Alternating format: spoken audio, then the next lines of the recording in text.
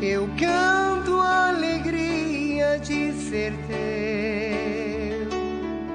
Jamais caminharei sem tua luz. Teus passos seguirei sem hesitar. Te dou meu coração. Eu fico prestando muita atenção em certas coisas, porque eu já tenho 34 anos que eu caminho na renovação, eu já fiz muito curso, fiz teologia, uma série de coisas. Então, por exemplo, existe uma verdade, né? Não existe duas, né? Então, por exemplo, os exemplos bíblicos, por exemplo, nós não podemos muitas vezes fazer determinados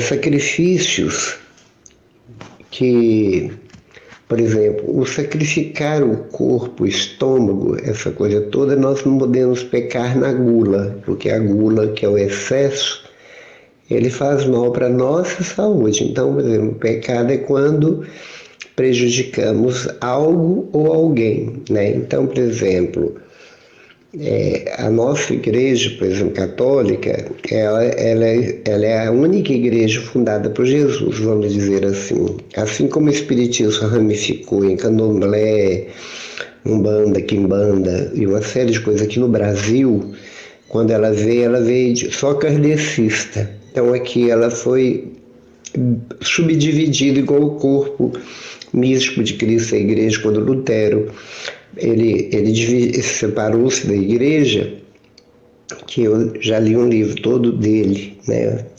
Todo dele, que ele fez, e ele fez muito influenciado pelos príncipes da época, que a igreja cometeu um gravíssimo erro na época, que foi colocar a política junto com o comando da igreja, junto com o poder da igreja. Era assim, a nobreza, né, era não era hierarquia, não, era monarquia, aquele tipo de coisa. Então, por exemplo, teve papas crianças, papas que não sabiam de nada, né? Então, quer dizer, hoje, para ser papa, você tem que passar por um grande, longo estudo, mas um padre, para chegar a ser padre, tem que dar no mínimo uns 15 anos. Ele tem que estudar mesmo, ele tem que ir a fundo de tudo aquilo que é teológico, mariológico, e vai assim, todos os setores da igreja, o catecismo da igreja católica, o direito canônicos e uma série de coisas. Então, deixa eu só te explicar uma coisa. E ela exige de nós, de todos nós fiéis, o jejum apenas na quarta-feira de cinzas, a carne, né, fica sem comer carne, e o jejum na sexta-feira da paixão, né, que todos celebram, todos os cristãos celebram, né, só os católicos, todos os cristãos celebram, né? Então ela celebra esses 2 dias, e esses 2 dias são os 2 únicos dias que ela pede o jejum de carne, porque nós somos carnívoros por natureza. Pessoas acima de 60 ou 70 anos estavam dispensados do jejum, porque já são debilitados naturalmente, que a gente vai perdendo ao longo do tempo as vitaminas, principalmente proteína, e tem a proteína da carne vermelha, ela é insubstituível, a não ser que você coma muito feijão e outras coisas que tenha ferro, mas você tem que exceder numa coisa para poder substituir outra. Então isso não tem sentido. Então o verdadeiro jejum é bíblico, está em Isaías, depois eu posso te mandar até Deus falando, não é Isaías falando, não, Deus falando, né? Ele fala o jejum que me agrada, né? Ele fala o jejum que me agrada é dar comida aos esfomeados, é vestir os nus, é proteger as viúvas e os órfãos. Aí ele vai narrando que é todo tipo de caridade que existe. Muitos padres da renovação carismática hoje, por exemplo, eles têm que estar em sintonia com o Papa. Nós temos uma união muito grande. Tudo que reza no que o Papa determina, todo mundo, o mundo inteiro obedece e segue aquela regra. Se o padre não segue porque ele tem que ter um pastor chamado bispo, ele é chamado a atenção, e se ele insistir com certas questões, ele é tirado do ministério, né? Então tem padre que fala para fazer jejum toda sexta-feira de carne, né? A carne.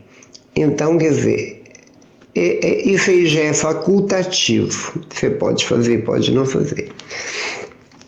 Mas muita gente de outras religiões que não o catolicismo, eles fazem, às vezes, o jejum de Daniel.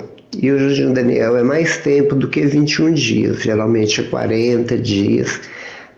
Às vezes é pão e água e coisas desse gênero que você está falando. E o que acontece? Há um enfraquecimento muito grande, e inclusive existe dentro disso aí uma troca. Existe uma troca. Muitos católicos fazem promessas quando eles querem alguma coisa de Deus. Deixa eu dizer, Deus não precisa de promessas, porque não precisa de nada, né? Deus não precisa de nada. Tudo que você quiser dar para Deus, ele já é dele. O mundo todo o universo é dele, tudo é dele. O que é ruim não é nosso ou do demônio.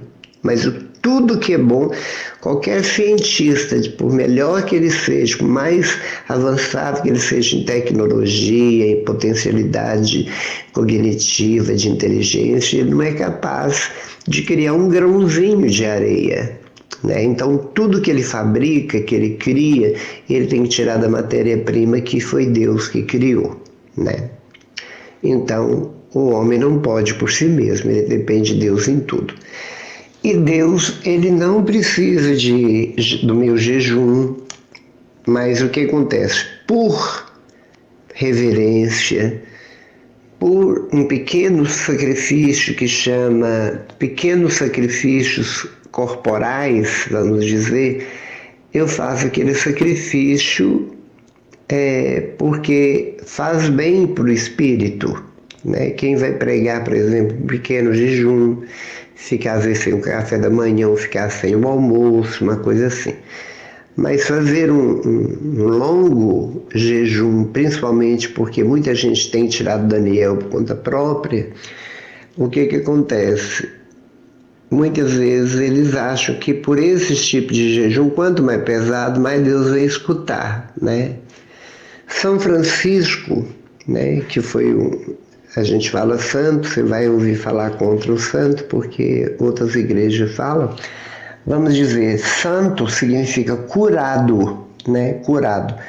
Então ele ficou tão apaixonado com Deus que ele fazia jejum, como era na época, automartírio de se dar chicotadas no próprio corpo.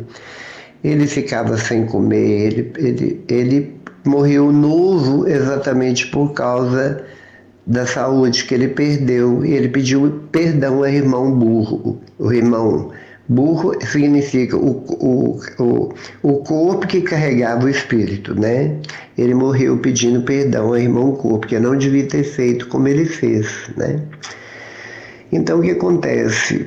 As pessoas fazem o jejum para trocar com Deus, para pedir um favor. Agora, o que Deus quer, o sacrifício que se diz, né?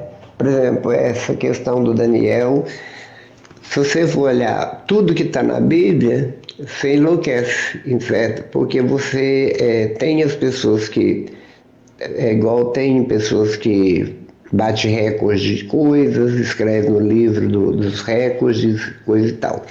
Mas dentro da fé, a fé não é fazer sacrifício tão intenso dessa natureza. Você pode fazer toda sexta-feira, que é o dia que nós lembramos da morte de Jesus. Você pode fazer também na quarta-feira, coisa. Às vezes até é bom, porque você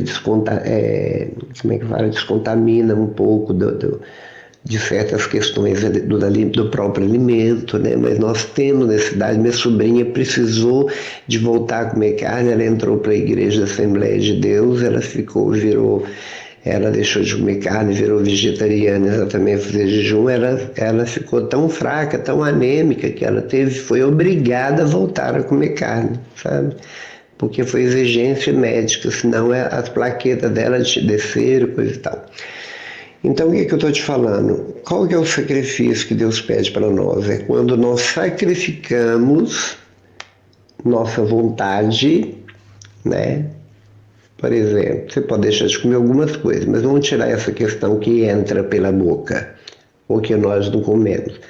Mas nós temos que sacrificar o que sai pela boca, que é o que Jesus fala no Novo Testamento. Daniel para trás, lá, Zacarias para trás, ele é tudo Antigo Testamento. Jesus veio e ele falou assim, eu não vinha mudar a lei, eu vinha aperfeiçoá-la, né? Então Jesus veio e tudo aquilo que o Antigo Testamento falava, muita coisa, o Novo veio, Jesus veio para falar, não o contrário, mas ele veio aperfeiçoar. Por exemplo, de 10 leis, que é os 10 mandamentos, os judeus, né, que era o povo de Deus, o povo da aliança, eles inventaram mais de 600 leis, exigia do povo. O povo era obrigado a seguir, né? Podia andar só 100 metros por dia, sabe? Eles tinham obrigações de ir nas festas religiosas em Jerusalém, tinham que andar a pé 3 vezes por ano para ir nessas festas, e assim vai, tanta coisa esquisita. Se caísse um animal no buraco, eles não podiam tirar, porque era a lei sabática. Eram leis terríveis, né? Prostituta era apedrejada até a morte, se fosse pega em adultério, por aí vai um monte de coisa que é de baboseira e que ia contra, era uma lei que ia contra o amor, sabe? Que Jesus veio pregar unicamente o amor. Então, o que acontece? O meu amor por Deus, né? Por exemplo, o seu amor por Deus é o que Deus quer, ou que eu ame, que Ele não exige que eu ame.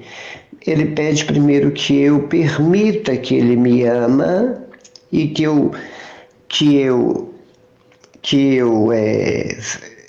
Ele, lógico que Ele quer que eu seja grato àquilo que Ele fez por mim na cruz. E aquilo que Ele me deu gratuitamente, que a vida, ela vale. A vida é uma coisa preciosíssima, né? Porque eu posso viver minha vida do jeito que eu quero e fazer o que eu quero. Só que nós temos leis naturais, né? Leis que seguimos a natureza, tem leis naturais, né? Por exemplo, se você degradar as florestas, vai acabar a chuva, vai dar erosão, tem uma série de coisas que não precisa entrar no mérito da questão. Mas eu queria só te explicar uma coisa. Fazer esse jejum, Deus, muita gente fala que Deus escutou, né? Deus é misericórdia, mas o que Ele quer é que você converta. Ele quer que você não dê a sua carne aquilo que ela pede. O que Ele quer? É que você não fale mal das pessoas. O que Ele quer? Que você não minta, que você não roube, que você não fofoque, que você siga os preceitos, que você seja caridosa, que você saiba escutar as pessoas, que você saiba acolher as pessoas, que você tenha paz no coração, porque você tem paz na consciência, a mão de Deus está na consciência, nos diz o Salmo 31, e aí o que acontece? Então é assim, viver o amor e conjugar o amor e tirar da nossa vida o alfabeto do preconceito e não julgar ninguém, não condenar ninguém, tudo aquilo que Jesus fala, né? Então ele fala, o que faz mal para o homem não é aquilo que entra, mas aquilo que sai, né? Então é do homem do coração perverso que sai a malignidade e do coração bom sai a benignidade. Por exemplo, se você tira uma roupa boa, não falando trapo, não. Porque o povo tem mania de dar trapo para os outros e achar que os outros é obrigado a vestir. Quando me dão para me dar para os outros, eu ponho tudo no fogo. Falo, se você não pode vestir, o outro também não vai vestir, não. Mas pobre não é obrigado a vestir lixo, não, cheirando naftalina e podre, né? Então o que acontece? É fugir do pecado, por causa do amor que eu tenho por Deus, porque Ele é o meu noivo, né? É como se Ele fosse o esposo, por isso que a Bíblia faz muita comparação do adultério do povo, é quando eles idolatravam as estátuas, por isso que eu falo que nós católicos não adoramos imagem. E eles batem nessa tecla tão insistentemente porque eles não têm um conhecimento maior. Porque quando Deus manda, lá em Deuteronômio, salvo engano, o Êxodo, construir a Arca da Aliança, onde ele vai pôr lá dentro o cajado de Moisés, as tábuas da lei e o maná, ele pede que seja esculpido anjos de madeira, de acácia e coloque em cima da tampa, né? Então tem muita coisa, ele manda esculpir. Agora, ele fala da idolatria, que nós podemos idolatrar o dinheiro, nós idolatramos a beleza dos outros, adoramos as pessoas, adoramos a nós mesmos, o nosso ego, nós ficamos com superego, nós ficamos orgulhosos, arrogantes, nos sentimos melhor do que os outros. Essa idolatria de idolatrar o dinheiro, uma posição social, idolatrar o próprio corpo. Olha quanta gente que faz regimes terríveis, malha terrivelmente, sacrifica terrivelmente para manter um corpo esbelto e não faz um pequeno jejum, numa sexta-feira da paixão ou numa quarta-feira de cinza, né? Deu para entender?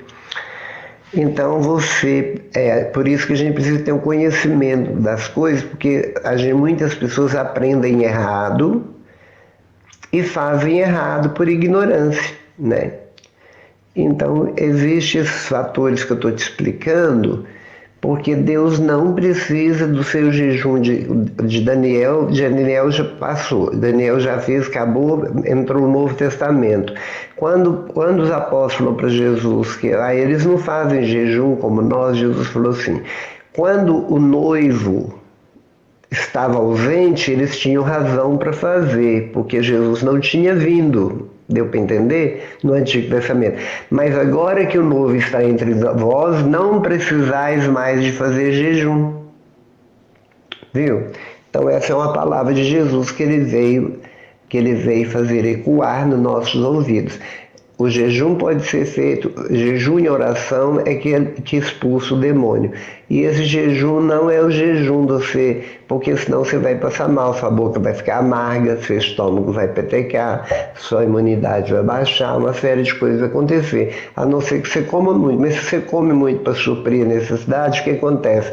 Você, no seu pensamento, você vai achar que está comendo muito, está gastando muito, coisa e tal.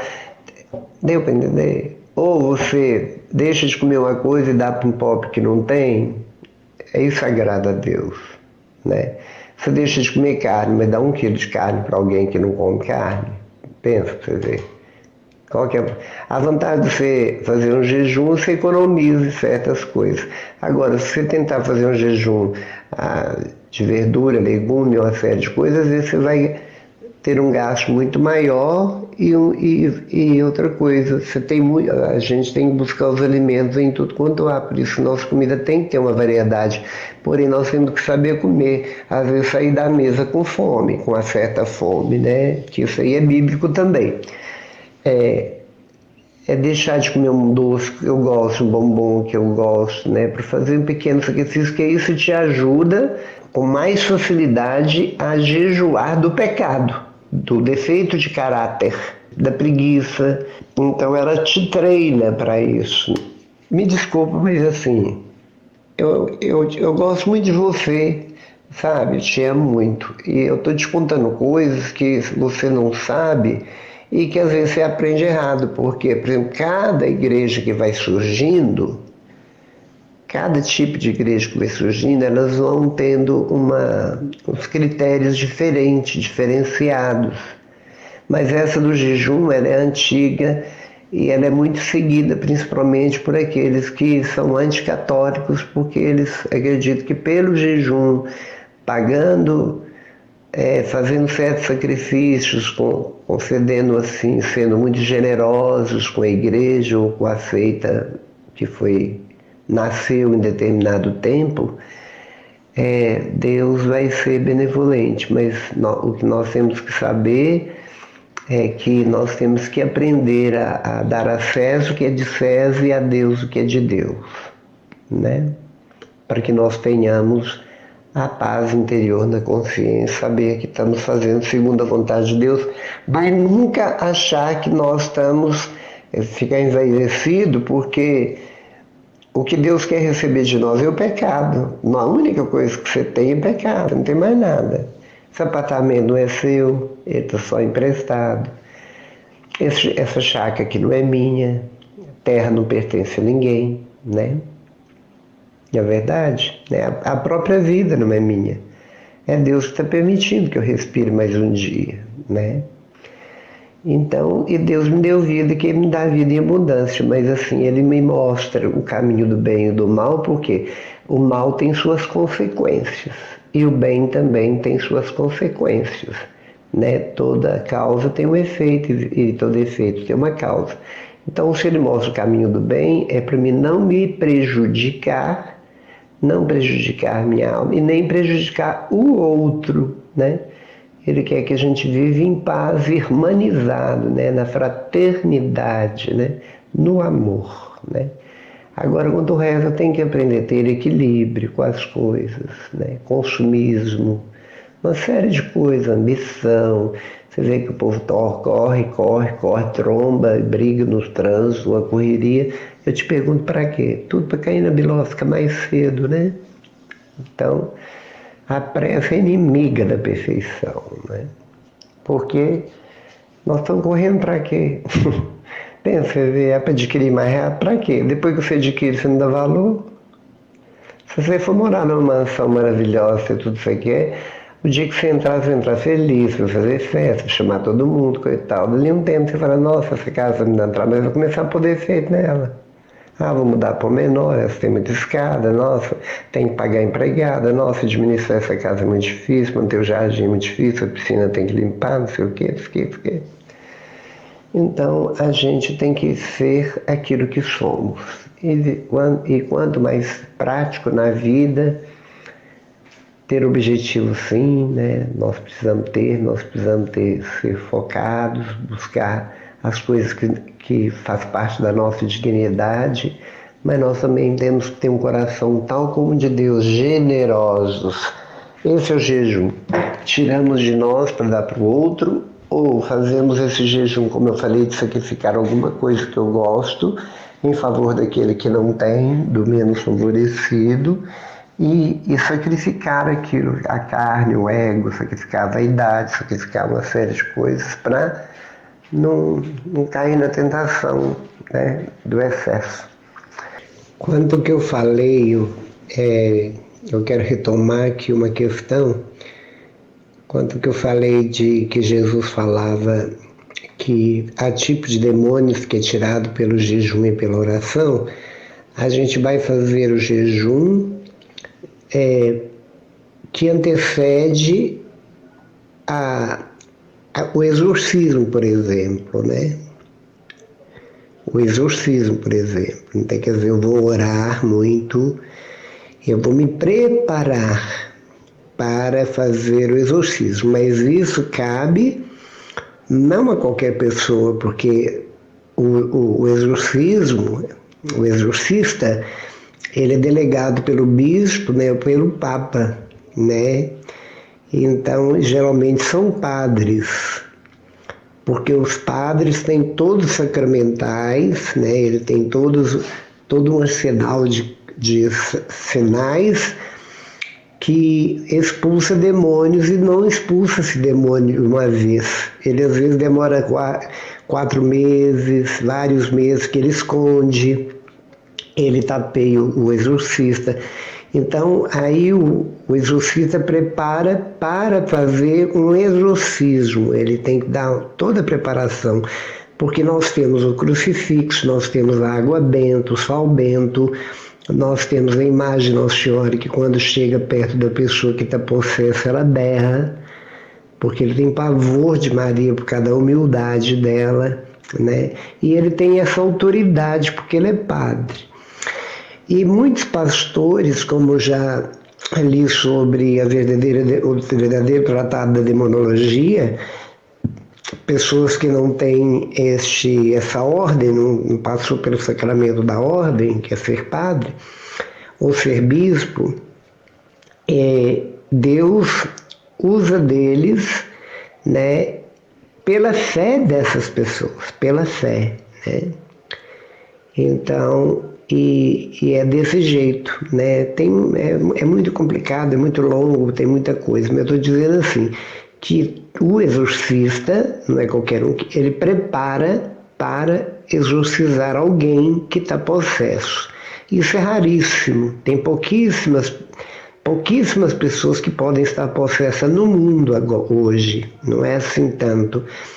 E Deus, quando Ele permite uma pessoa ficar possessa, porque se eu não for a Ele por amor, eu vou pela dor, se não for pela dor e pelo amor, eu vou, às vezes, a família vai toda pelo medo, porque quando ela vê que a voz diferente, o movimento diferente daquela pessoa que está ali todo dia, você sabe como que ela é, que ela está totalmente diferente, com o olho virado para trás, estribuchando, mudando de voz e coisa parecida, a pessoa fica apavorada de medo, né? E aí vai perguntar para o exorcista, o que a gente faz para isso não acontecer mais? Aí ele vai falar, oração do rosário, confissões, eucaristia, sacramentos, né? É a vida de oração. Mas aí eu quero falar que o exorcista, para fazer o exorcismo, ele prepara com muita oração e ele faz o jejum antes do exorcismo. Depois ele volta a comer normalmente, viu? Só para emendar algo que eu falei. Fica com Deus. Tchau. Tudo te entreguei, nada me restou, livre eu fiquei, só para te amar, meu Deus. Tudo me pediste, eu nada te neguei, e hoje sou feliz assim, tenho a ti mesmo